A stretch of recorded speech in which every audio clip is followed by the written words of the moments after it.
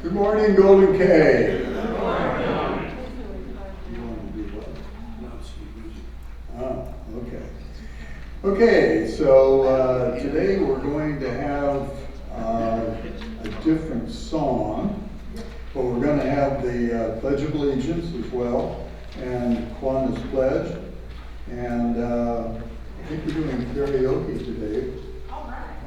Okay, and invocation with Donna Dash, and Dick's going to tell us a little about the music. Ron will be directing, but I passed out words on the table this morning for Battle Hymn of the Republic, which we're going to be doing along with a video, karaoke video, as a little bit different thing this morning. So you have the words in two places, printed on the table in front of you, a lot of places. Put those around and also on the screen. And Ron Black will be leading us. And let me give you a little bit of background on the song. Junior Ward Howe, an American poet and abolitionist, penned the lyrics to the Battle Hymn of the Republic in November 1861 during a visit to Union Army camps. She heard soldiers singing a marching song, John Brown's Body, and she liked the tune. She wrote new uplifting lyrics that linked the Union cause to divine justice and biblical imagery. She wrote the poem all in one 24-hour period. The song was first public in the February 1862 issue of the Atlantic Monthly, and immediately became a patriotic anthem of the North.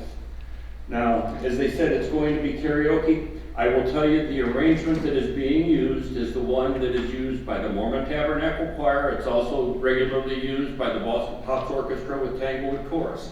So it's not that easy to sing with. I've asked Gary to cut my microphone because I don't want to detract from the video. Okay? But let's go ahead and let's sing it together.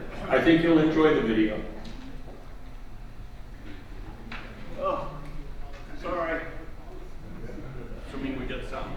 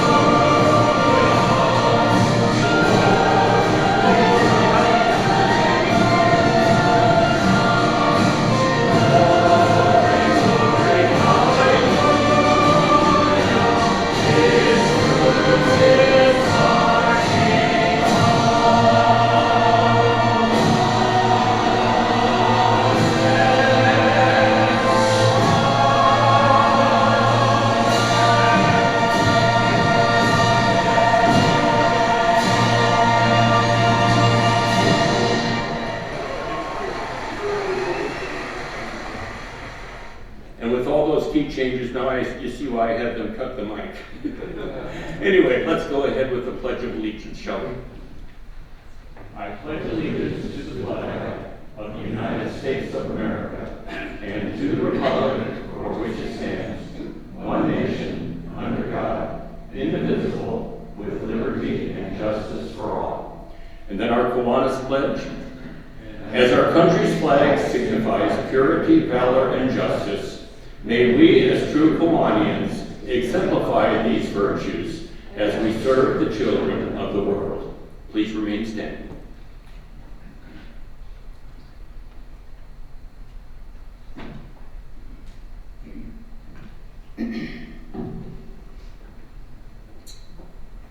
Bow your heads in prayer, please. God, thank you for this day, and thank you for this compassionate group of men and women. I humbly ask that you bless our endeavors to help the children of our community and the world. Heavenly Father, please keep within your special care and grace all the children on summer vacation from school. In their time spent outdoors, may they see your glory. In their play, may they grow in strength. In their freedom, may they make wise decisions and be safe in their adventures. And God bless America. Amen. Thank you. You may be seated. It is my high honor this morning to introduce our guest. Wayne Kent first came to Decatur January 1st, 1994 as the pastor of First Christian Church, the longest existing church in Macon County. When he first came, First Christian was averaging just under 200 in attendance every week, and he immediately saw a need to reach out into the community. So over time, under his leadership, the church grew. When he came, he was the only paid staff member. 28 years later, when he retired from ministry, well, I don't know that he ever actually officially retired, but when he retired from pastoring the church was averaging some 1,200 in attendance. They were having 3 services every weekend in multiple venues, and they were very involved in the community, including providing the chaplains for Decatur Memorial Hospital, providing the chaplains for Crossing Healthcare, being very involved with Parsons School, with Club 305, a mentorship program for the students there, and also a lot of support for New Life Pregnancy Center and a lot of other community involvement. Also, many of you may have heard him on Wednesday nights as he hosted Direct Line on WSOY, and he did that, I believe it was for 17 years, wasn't it? Yes. Let's give a very warm Golden K welcome to Wayne Kent, shall we?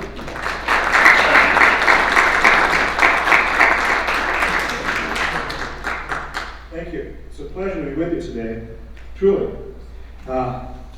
This group and your organization as a whole, of course, is known for the stellar service you have provided to our community and to people beyond our community. And I want to thank you for that. I want to thank you for gathering on a regular basis and thinking about people besides yourself. And so it's very gracious that you've invited me to be with you today, to look around and see some familiar faces. I could start with some jokes, but maybe not. But I thought I'd start with this story instead.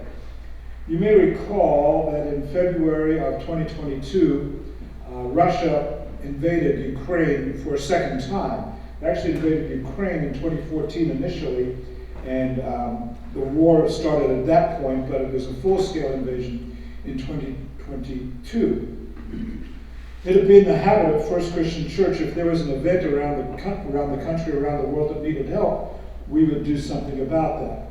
There was for example, there's a hurricane in Texas, or across town, or a tsunami or something or other. Something that was sort of immediately unplanned for. I would stand up in front of the congregation that following weekend and say, hey, a tsunami has occurred in Southeast Asia, or there's been a hurricane in Tyler, Texas, or wherever. I would say, if you want to give some money to that this weekend, we'll put something in the offering or text it in, or whatever the case may be. We were used to receiving, in addition to the weekly donations, probably an extra $10,000 or $15,000 that weekend, which I know for some of you in smaller churches that seems like a huge amount of money, but remember, it's a very large church. And so I stood up that following weekend after Russia invaded Ukraine and said, we are aware that a lot of Ukrainian women and children across the border into Poland have nowhere to live. We can help them out. So if you'd want to put something in the offering plate today, or actually we'd stop using offering plates, just put it in the box at the back or text it. And we received $70,000 extra money that weekend. And I was a bit shocked. I mean, that's the budget of some churches annually. So I was a little bit disturbed at that, because what do you do with $70,000 given that Ukraine is known for graft and bribery? So I said, I got to go find somebody to give this to. So within 10 days, I found myself in Warszawa, in Warsaw, Poland, looking for someone to give money to. Not quite that desperate, but I had some contacts over there. And the first day they took me to the Ukrainian consulate. It was snowing, so this is early March of 2022. It was snowing, and there were thousands of women and children lined up to try and get papers through the Ukrainian consulate and embassy in Warsaw.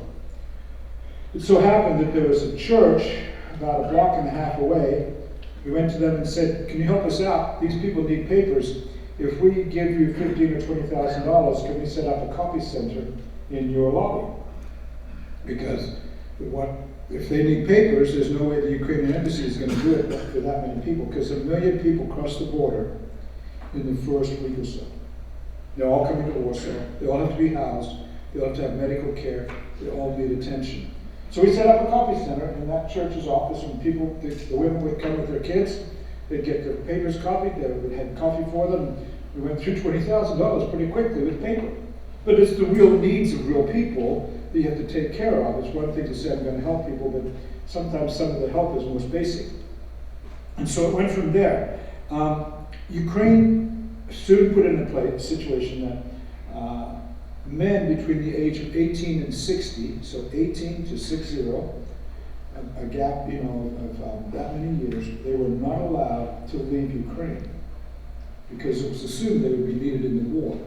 As a matter of fact, the average age of those fighting in the war today is in their late 40s, 48, 49 years of age is the average age. This is not being fought by young men per se. Though if I can be candid, since we're all adults in the room, the young men who don't have children are usually collecting their sperm before they go to war, so that since there are going to be so many men who are killed during this event, there's concern that there won't be enough men for the women to have children, marry and have children. So they're leaving their sperm behind so the women will be able to have children. So that's not a joke. That's not a way to, this is a pretty rough way to start the morning, I know, instead of an easy joke. So we've been there many times now. My wife and I and Michelle Reynolds, some of you may know Michelle from here in the community. We've been there 7 times. We fly to Poland, and from Poland we go into Ukraine.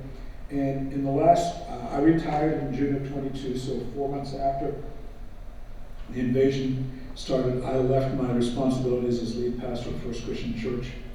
And for the last 3.5 to 4 years, basically all we've done is focus on how we're either raising money or giving money away. To date, we have been graciously the recipients of $471,000 from this community and people around the country. It's a remarkable amount of money. That seems to be a drop in the hat. I want to emphasize that I don't particularly have, while the focus of our concern in humanitarian work has certainly been the people of Ukraine, that does not mean that I'm unaware that many Russian soldiers are dying. In fact, the toll within Russia at this point is more than 1 million dead in Russia. That is not the case in Ukraine. The Ukrainian soldiers who have died or have been maimed are around about 400,000 people, 400,000 men. But in Ukraine, the Russians are much more intentional in just putting men on the front line, and if they die, it's okay. This year alone, Russia's had 141,000 casualties. Since January 1 through the end of April, it's 141,000 casualties. 83,000 of those are deaths. That is a 58% kill rate, which is way higher than modern warfare. Modern warfare is usually 3 to 4 to 1 get injured and only 1 dies. But here it is a significantly larger number. The main reason for that is the new modern warfare that is taking place as a result of drones. Drones can go places where humans can't go. They can have infrared cameras on them in case they can see where there is activity, even though the activity may be hidden underneath trees or with camouflage, and the drones can kill. It has been a horrid situation. We don't hear about it here in the US, and I understand that. Our attention is elsewhere, and our attention is legitimately on other places around the world. Ukraine is not the only hotspot. The population of Ukraine is in difficulty. There were 42 million people there in Ukraine. It's around about 28 to 29 million at present. Many people have fled the country, and all of them women and children, except if you're a man with 4 children, you can take your whole family out, or if you're a man with a special needs child, you can leave the country. The estimation is that by 2051, there will only be 25 million people in Ukraine. The country right now has the highest death rates and the lowest birth rates in the world, according to the CIA World Factbook. So what do we do when we go there? Okay, so there are many women still in Ukraine. A lot of them are pregnant. And so we've helped pay to set up underground birthing centers. They can no longer give birth in hospitals, but they are actually giving birth in centers down under the ground. 80% of the women who have children, because of the stress, do not produce any breast milk. And so one of the things we've done is we've paid for a lot of formula. We ship in from Poland into Ukraine. I'll tell you something funny that happened in this regard. So as we're moving along in this endeavor, it was in May of last year, May of 25, I was sitting with the women's team that was responsible for all these birthing centers there in Warsaw. And I said, now, what's going on? And they said, we've shipped 25 tons of breast milk into Ukraine. And it just carried on, and my mind got caught immediately. Because I'm thinking, okay, I know what it's like to run a fairly large organization. You have 25 tons of breast milk. What's the shelf life of breast milk?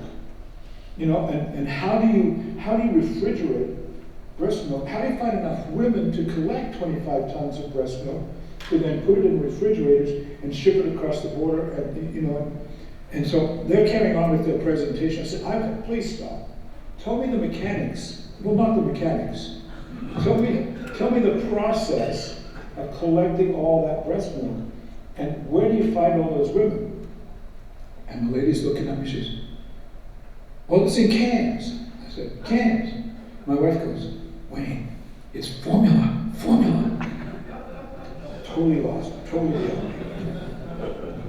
lost. So anyways, there's concern there about how the women, we will have a team going in the fall of this year to deal with mental health on behalf of the women who are there in Ukraine, or particularly in Poland as well. Over the last 4 years, we have seen so many people come across the border into Poland, and then they go to other nations from Poland. We have 600 Ukrainian teenagers in foster homes across southern Poland. The Ukrainian government said to us, we have 600 kids between the ages of 8 to 10, primarily though they are middle school kids who are early teenagers. We don't know where their parents are. The parents are either dead or they've been transported into Russia. And so when you take 600 kids, they're coming on by bus tomorrow. So we had to find 600 homes for 600 children, and they are still there. And the deal was, the Ukrainians said, when the war's over, we want them back, which is legitimate. Of course they want them back. However, what's happening is, in the case of many of the women who have crossed the border into Poland or to Germany or gone on to Finland, they don't plan to return home, which is a problem for their husbands.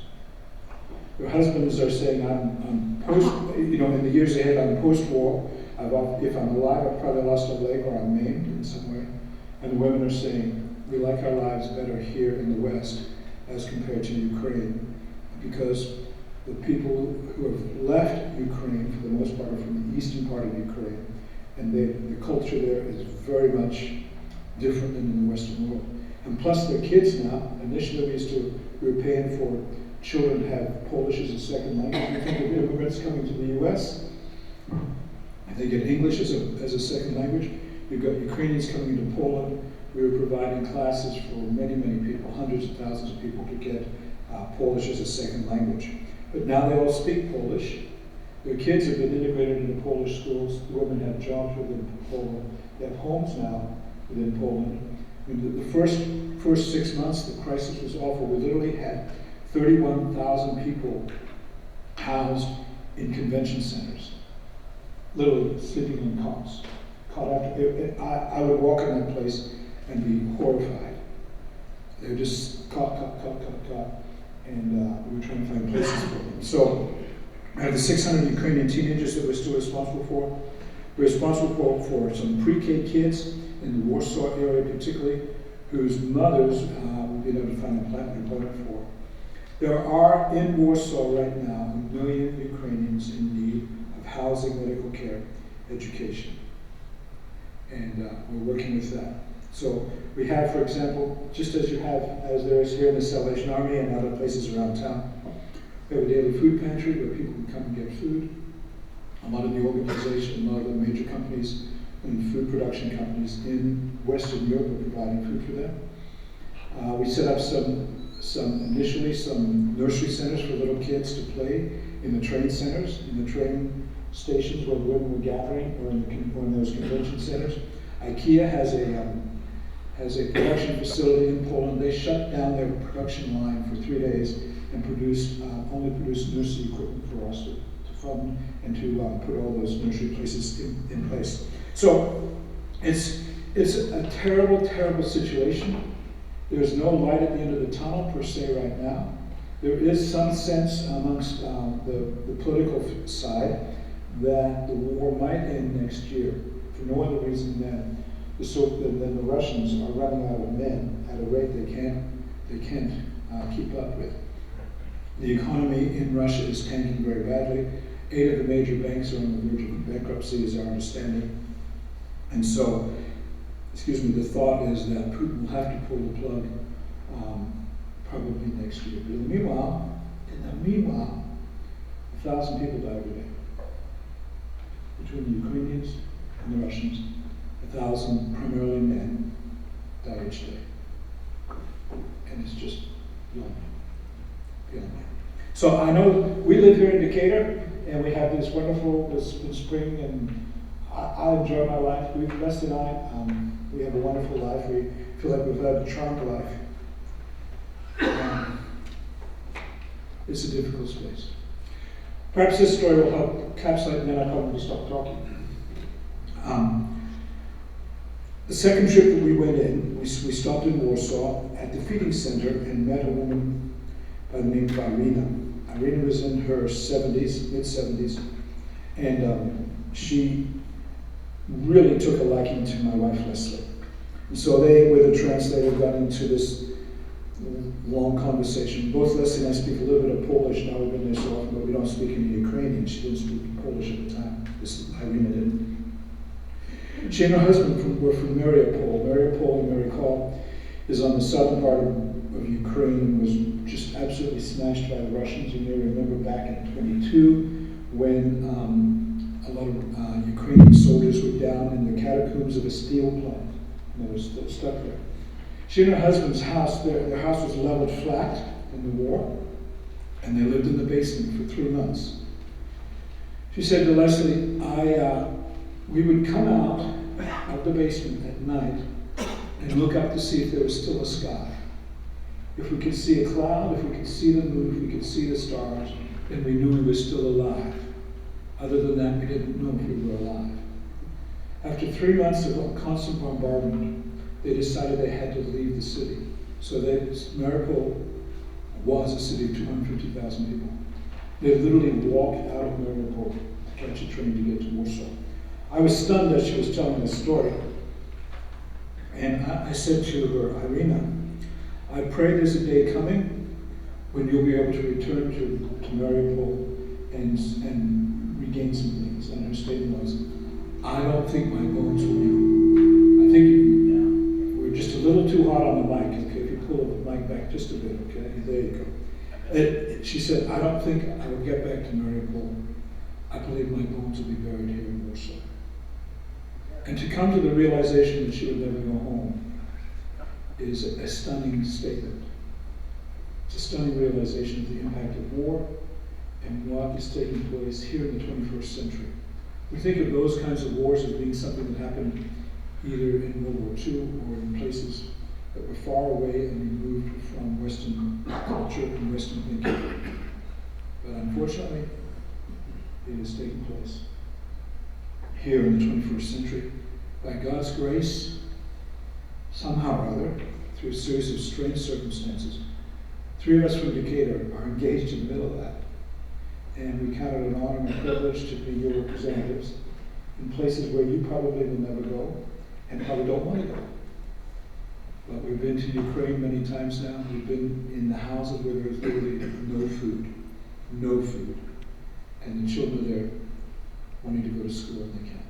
So I have my message is a bleak message in some ways, but on the other hand, it's a message that says this community is making a difference in the lives of people who are experiencing life in far more tragic and difficult ways than we can imagine. And I want to thank you for being part of that. Thank you.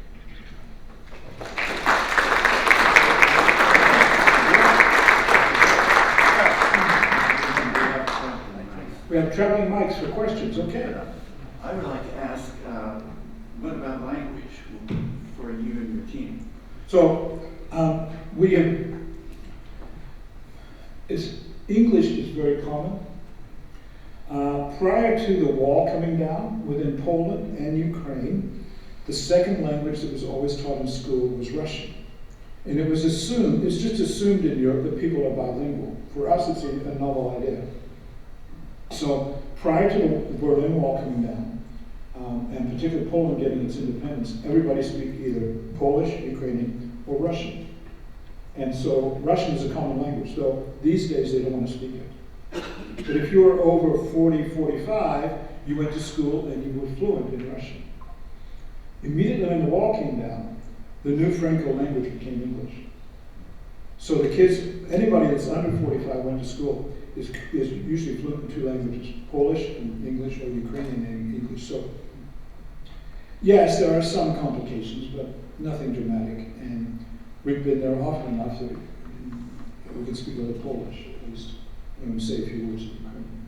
But I think John is, for the most part, it's fairly easy for us to communicate. And we will travel, we always travel with interpreters as well. Well, I have another question. Yeah. So, 1 million have come to Poland, or? Well, the population has dropped by about 9 million. Now, whether or not, certainly 1 million are within the Polish border. Now, there's some flux with that. Like I have a friend who, a 23-year-old woman, who is a phenomenal interpreter, and we've used her as an interpreter. She went back to Ukraine for 6 weeks and then came back to Poland. And so they move back and forth like that. And now, once they have jobs, they're looking at, when I have vacation, I'll go home if I can get home. You cannot fly in and out of Ukraine. It is a train ride or a bus ride. It's pretty gruesome, pretty grueling, but you can do it. But within Poland, there are at least 1 million now who are residents within Poland. And how are they received by the Poles? The Poles have been very gracious. Now, you must remember, or you won't remember, but during World War II, there was animosity between Poland and Ukraine. There was some cross-border clashes in which thousands of Ukrainians were killed and thousands of Poles were killed. And there's been a point of contention between the 2 nations. But the moment that Russia invaded in 22, Poland announced, come to us. We'll let you cross the border without papers. We know what it's like to be invaded by Russians, or in Poles' case, by the Soviet bloc. So that's a very recent memory for the Poles. So if you're Ukrainian and you can leave Ukraine, we'll find a place for you. That's that convention center, 31,000 people in it. But Here it is 4 years later, there is some animosity or some struggle on the part of the Poles, because Warsaw went from a city of 2 million to 3 million overnight. So think what that does to the education system, what it does to the medical system, what it does to jobs. So if you go into a hotel, more than likely the people servicing the room are Ukrainian. Go to a restaurant, and most likely Ukrainian waiters are taking the lower paying jobs. But we'll see how that plays out in the years ahead. I spent 3 months in Poland teaching there at a university back in the 90s. And Right after they got independence, obviously. I'm sorry. After the wall came down? Yes. Yeah. And so I have some friends there, and I keep in touch with them. And when the Ukrainians first started immigrating to Poland after the Russians attacked, my friends were very concerned about what are we going to do with all of these Ukrainians coming into the country. And that has seemed to taper off. They don't seem to discuss it anymore or express any woes about it. What you just said right before this answers a lot of my questions about what I was going to ask. But they've been very open and generous about letting the Ukrainians assimilate. They have. The Poles have been unbelievably gracious. Poland, by the way, their GDP this year is going to surpass Great Britain's. They have become a very wealthy nation in the 30 plus years since they got their own independence. If you've been to Poland in the 70s or 80s, I was there, and see it now, it is significantly different because, if you think about it this way, everybody can make their own money now. So if you own a 7-Eleven, you're a first-generation owner. You could walk in a 7-Eleven in Poland or a gas station or wherever. You can't believe how spotless everything is. It's remarkable because they're first-generation entrepreneurs. It was assumed as that, though, on the part of the Polish people when the Ukrainians came across the border, that you would probably have a Ukrainian family living in your spare bedroom. And most families within Warsaw had Ukrainians living for 3 to 6 months, as to try and figure out how are we dealing with all this. That has stopped now. They found apartments, they found places. Of course, what that's done is caused the price of rent to go up and the price of houses. So there's some difficulties coming yet, but you have to acknowledge the Poles have been very gracious. We have a question over here. Ron. Kiwanis is all about kids. How are the kids handling the emotional adjustments, for example, in Ukraine, living with war every day, or the ones that have moved and been able to escape Ukraine, going to Poland, handling a new culture and a new language? I think only time will tell, Ron. I know that the Ukrainian government is very concerned about the kids who are not. They're doing school these days, when you go to school, is either like the situation we had with COVID, where they're doing it online, or they're doing it in bunkers. You're not allowed to go outside and play. Some ways have become schools in major cities. So the government has already expressed concern about how this is going to impact children's psyches moving forward. In Poland, sadly, there is a bit of a difference in the schools. The Polish kids are like kids. They don't want their lives interrupted, so now you've got a bunch of Ukrainians. If you can think of it this way, say you were teaching 11th grade science, chemistry, and suddenly you have 10 extra kids added to your class of 30 back in 22 or 23, none of whom can speak your language, and you're supposed to teach them as well as teaching your regular students. So the whole curriculum had to shift based on all those Ukrainian students within their schools. That has begun to work itself out now as the Ukrainians speak Polish, but that's not to say that there won't be some lingering dissatisfaction on the part of Poles about my education got shifted because of this, or the Ukrainian kids saying we didn't get our full education because we didn't understand. So I think only time will tell. War always impacts people horrendously, and because, yes, Ukraine was not a Western nation, but it looks and feels like a Western nation. The influence of the Soviet Union upon Ukraine was greater than the influence upon Poland, but it feels like a Western nation, even though the banking system isn't Western and there's certainly some Eastern thinking. But all that's been interrupted. War has messed with it all, and again, by God's grace, somehow or other, we ended up there trying to help out. I think we have one or two quick questions. Okay, take that from me. Okay, well, first of all, thank you for what you're doing, but my question is, there must be hundreds of organizations in Poland now trying to do various things. Who or is anyone actually trying to coordinate what how Yeah, these so on the humanitarian side, so the government approach, we partnered with a group called Dobroczytniec, which means good works. I can quickly tell you it's a non-profit, or as they would say in Europe, an NGO, non-governmental organization, that a bunch of churches put together. Believe it or not, in about 2017, 2018, a bunch of different denominations came together and said, if there's ever a crisis in Poland, we have no vehicle to do and take care of humanitarian aid. And so, fortuitously, they had that organization ready to go. And then the government then said, when it comes to humanitarian care, you have better resources than we do. When you have 1 million people show up, say we're a city of 70,000 people, or call it 100,000, right? And a third as many people show up, 30,000 people showed up here this week, where would we house them? The only places, the government said, we don't have facilities. So they approached churches and they said, can we use your buildings? And so every church, every night had people sleeping on the floors for months.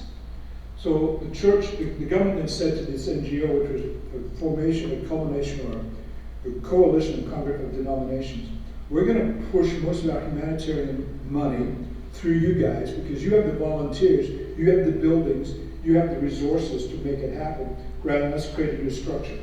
That's still in play. So Dobroczytniec only has 2 employees. Can you believe that? Only 2 employees and 2 vehicles. But they are managing millions of dollars, of which our dollars are very small. Yeah. Final question over here. Yes, I think it's interesting that you say that ladies who went to Poland don't want to go back because of they like the Western culture more than the culture influenced from Russia, from people from Eastern Ukraine. I think that's pretty interesting. One of the factors in that is the women from Eastern Ukraine have discovered what it's like to live in a setting where women and men are equal. Because in Eastern Ukraine, the men are very dominant. And now you have, if the husband has survived the war, he's a dominant, war-damaged man. And so one of the concerns moving forward is the rate of divorce amongst this group of people. Again, war has impact, but the assumption is the rate of divorce is going to skyrocket once the war is complete.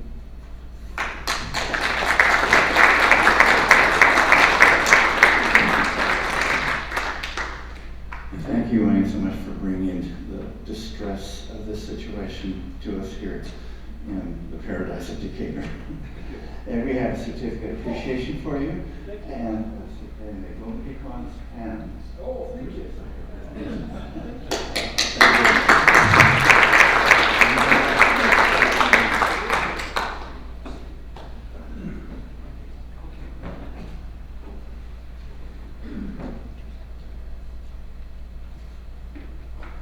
Wow, not easy to follow that. It's quite a moving presentation.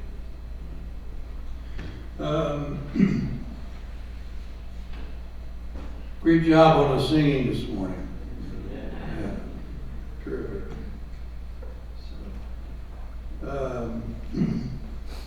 Got a word. And I think somebody's going to get this one this week. So we put all right.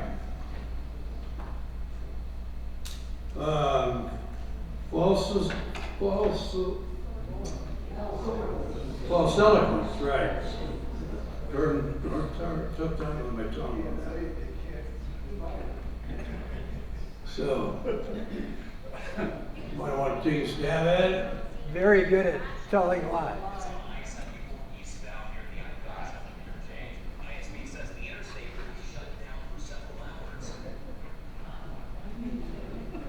Very good at telling lies. False. false eloquence. Eloquent nonsense. We're getting there. We're really, that's right in the ballpark there.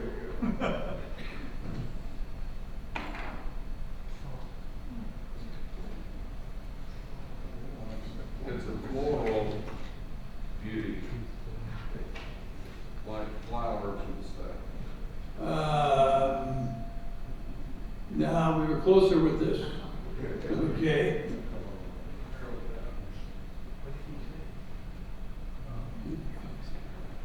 Is it when you very eloquently say something false? Why? Deceitful speech. Okay.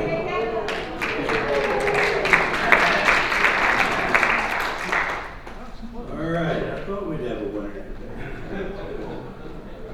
That's good. And well, we're gonna spin the wheel a bit here. We're gonna see if you can guess the Kiwanian here. We'll do this. This Kiwanian favorite food is ice cream. Favorite holiday is Christmas.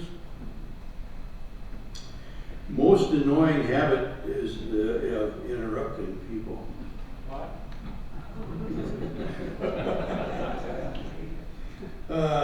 Something that drives the person crazy is people who lie.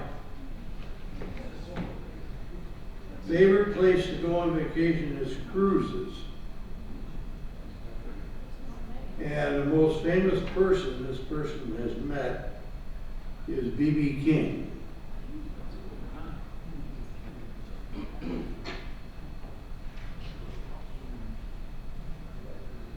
I want to take a stab at this one. Wow. Charles Smith. No, not Charles.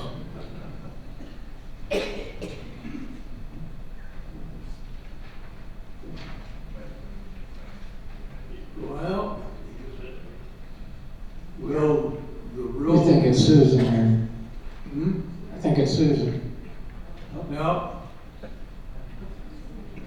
Okay, so will this Kiwanian identify themselves? Kyle.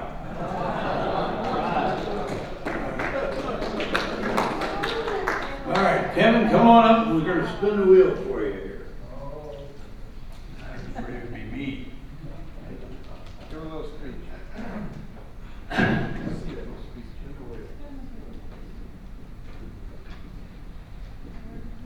Where's the electronic?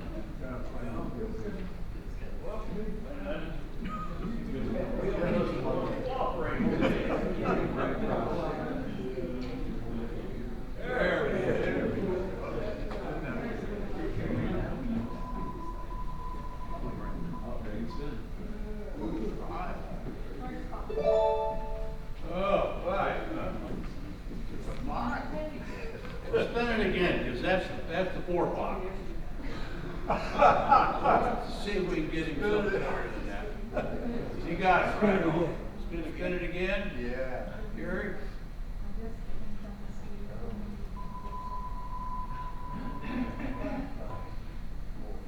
Four. Okay, 4 is United Way.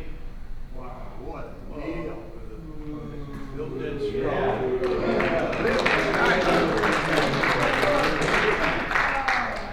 Okay. All right. If, we have new brochures for and if you didn't get yours last week, they're on the table up here with your name on them. Please pick them up after the meeting. And everybody gets 3 apiece to start with, and if you need more than that, why, then Linda will have them after today. So we encourage you to make good use of the brochures. All right, announcements for today. We've got Linda. Today we have 46 members present. One guest, Tim Rapson's here. It went out. Oh, no, it didn't. A guest of Pat Riley. And we have 6 early birds occupying that table up front here. Oh, very good. We're going to go visit them at 6:45 in the morning. Doug Warren, Herb Dreyer, Bill Meyer, Sherry Padgett, Vicki Sheets, and Dad Bassnett are here. We have a total of 54 here today. All right, welcome to you. So, all right, health report, Roberta? Roberta's not here.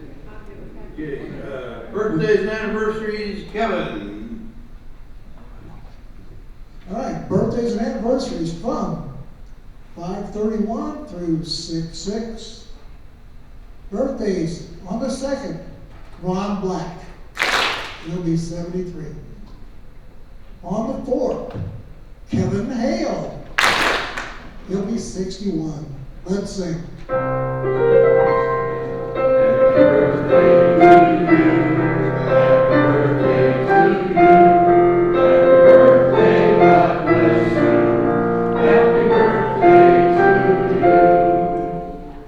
Anniversaries.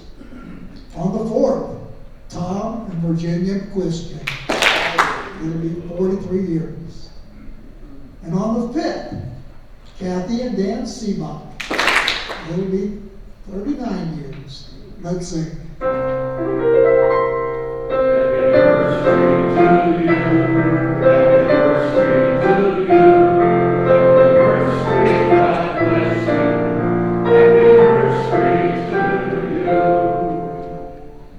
And considering our speaker today, I guess our quote from Bob Hope is kind of appropriate.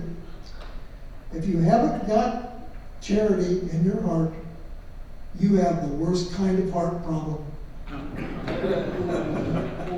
Very good. Very good. All right. Charles Smith. Good morning, everybody. Good morning.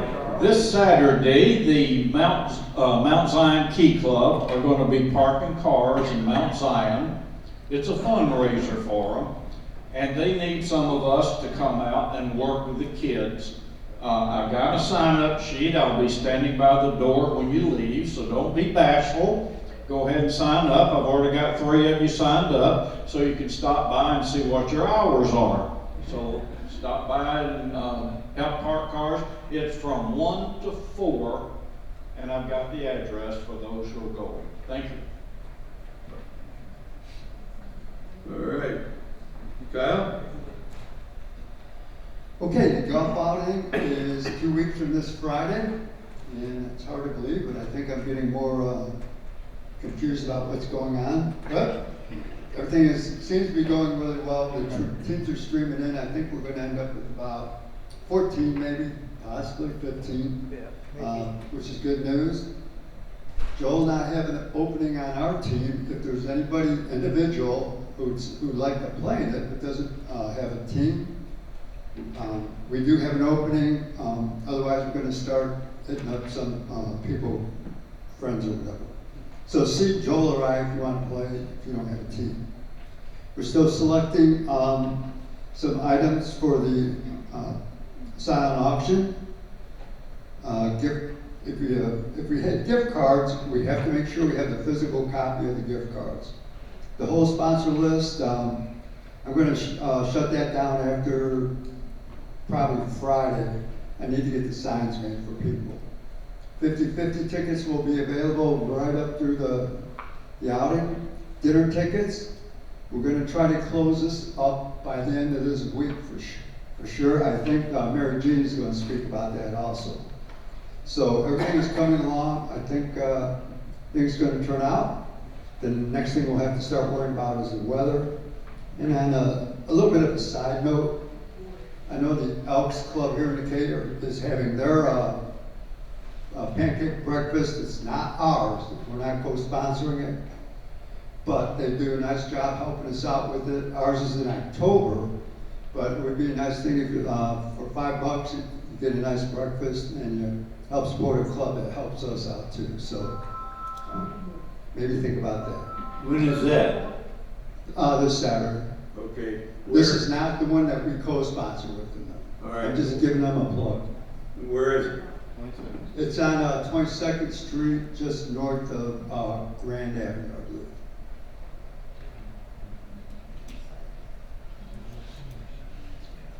And it's not just a pancake breakfast. They have eggs and other stuff for $5. It's a nice thing. Okay. All right. Okay, Mary Jean? Yes, I still will be taking reservations to the end of the meeting. If you think there's a chance you would like to come and you're not sure yet, if you could either call me or email me by the 1st of June. That is our absolute deadline for turning in reservations. So if you think there's a chance you have to check with someone else, why, just let me know, please. Thank you. All right. Karen Sevilles. Hi, everybody. We have another kite day coming up. It's going to be on June 15th. We're going to have kids from MacArthur High School come out. It'll be the first time most of them have ever flown a kite. So we're looking for volunteers between the hours of 9 and 11. If you get there around 8:30 and then stick around afterwards to help clean up afterwards, that would be great. Basically, all we're going to be doing is going through and helping the kids color kites and go through and fly. And I'm sure that any help we can get will be much appreciated. And then on another note, as you'll all know, today is the day to go through and put down your volunteer hours. I've done it for the last 6 years, and I would like to hand it off to somebody else as I go through and take on other responsibilities and free up my time for other things. This is a great way for people to get to know other people within the club, some of the volunteer activities that they go through and do. I'm always amazed at what all our members are doing, so if anybody would like to volunteer, let me know and I'll help you out. Okay. Where did you say that kite was? Oh, it's at Centerwood Park. Same place again, sorry. All right. Another one, Dave. Another announcement. Where? Okay, yeah. Okay, tennis. We've got the women's pro tournament coming here to Decatur again at Fairview Park. And boy, are they good. They are very, very good. And they need drivers because they usually fly in and fly out. And so they need drivers to shuttle them from Fairview Park tennis courts to the conference center out on 36. Get your calendars out. The dates, okay, I don't see anything, are June 7th, that begins on Sunday. That day is from 11:30 to 6:30 at night. We have 2-hour shifts mostly. Monday, June 8th, 7:30 to 7:30. Tuesday, June 9th, 7:30 to 7:30. Wednesday and Thursday, the 10th and 11th, 7:30 to 7:30. So what you do, it's not complicated, everything is free, and it's fun. You get to watch tennis, and you get to talk to the people who are hanging out there, and there's some pretty neat people out there. You report to Fairview Park tennis courts, and you drive the courtesy van. You are not allowed to drive your own car. You drive the courtesy van that is provided, and that is for insurance purposes. You get the keys from Chuck Kuehl if you're the first person at 7:30 in the morning, or and he's in the clubhouse or running around. Or if you are a later driver, you just get them from the Kiwanis person that's there driving prior to you. And at the end, if you have the last shift and it goes till 7:30 at night, you take the keys and give them back to Chuck or at the desk at the clubhouse. We are on a half hour on the half hour, like at 7:30, 8:30, 9:30, so on. You are at Fairview Park And usually in the morning, there's nobody there. And so you go out at 8 o'clock on the hours, 8, 9, 10, 11, 12, and so on. You are at the conference center. So basically, all you're doing is going back and forth in that van. And they ask that you take West Main Street. They don't want you on the interstate. It's easier to take West Main from Fairview Park to the conference center and back. Any questions? We need a lot of drivers. There's a lot of different times. I'll be signing you up today and next week. And we need your name and your phone number in case it would rain or lightning and they would have to delay the tournament. We call you and tell you not to come in. So we do this every year and it really is fun. It's a good deal. I'm out there quite a bit actually. So, thank you. Good, very good. Go ahead. Good morning. Yesterday, we had a group of 9 volunteers at Good Samaritan Inn. We made and served 75 sack lunches. We served 201 hot lunches for a total of 276 lunches. And because school is out, we served 32 children. So we had a very busy and worthwhile day. Thank you. Yeah, it's a big increase. Yeah. All right. I think that covers announcements for today. Don't forget to pick up your brochures up here. And Tom, it's yours. Okay.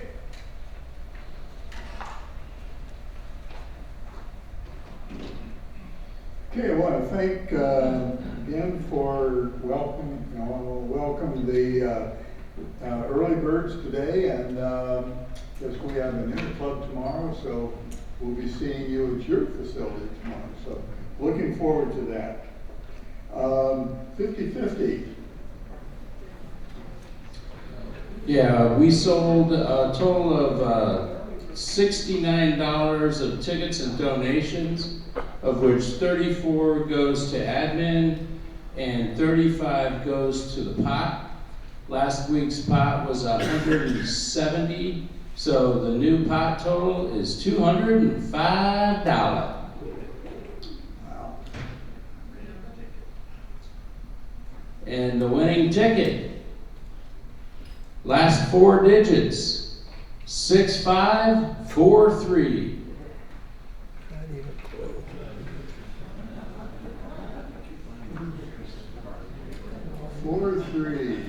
543. 543.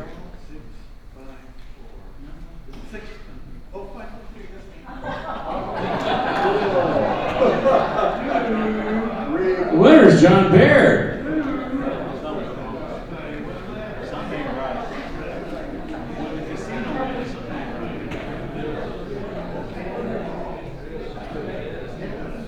Nope. No cigar today. Okay. So No winner. No winner. Carries over until next week. Okay, happy Judd. Who's happy? Cheryl?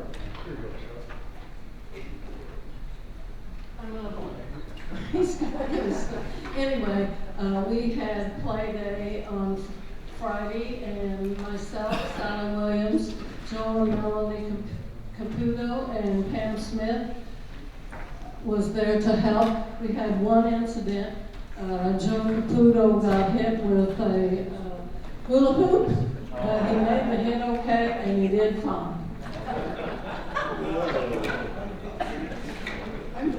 Contributing this today because I very much appreciate the well wishes that I've had these last few months trying to get well, and I'm working on it. I'm going to put $1 in for our great speaker this morning and a terribly tragic topic that we have to hear about. But thank you for coming and doing that, Wayne. And I'm also putting $1 in for turning another year older tomorrow. Thank you, everybody. I got to run. I got to run the phone. Okay, thank you.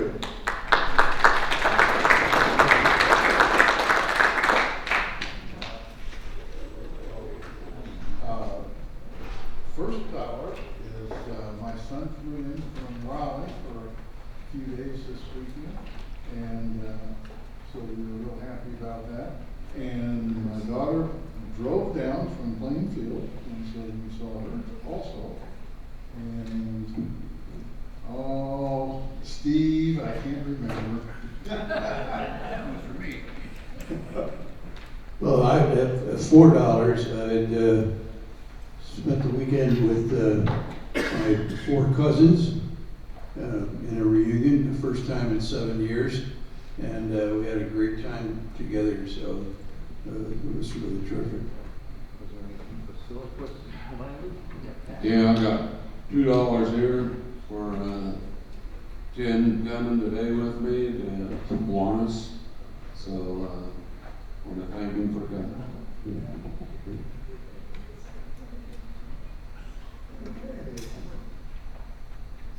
Anyone else? Really none? Okay, our storyteller is Ron Black.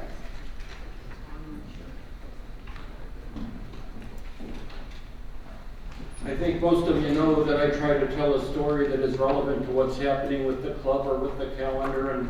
And today, with Pastor Wayne having been here and also having the early birds and Herb with his Teach a Kid to Fish program, I just felt that this story was appropriate. One recent Sunday, a young boy arrived to his Sunday school class late. His teacher knew that the boy was usually very prompt and asked him if anything was wrong.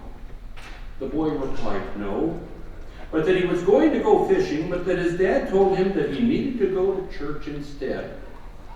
The teacher was very impressed and asked the boy if his father had explained to him why it was more important to go to church rather than to go fishing. To which the boy replied, "Yes, ma'am, he did. My dad said he didn't have enough bait for both of us."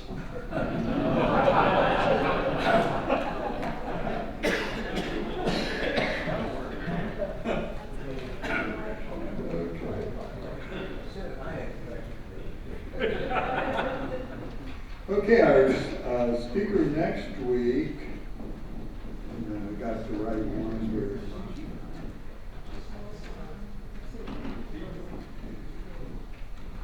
Speaker next week is Brad Allen, and he's the chief of Decatur Police Department, and his topic will be behind the badge, leadership, trust, and policing.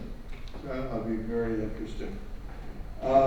We are Golden K Kiwanis. We enjoy changing the world for the better by serving children and others. And we are adjourned.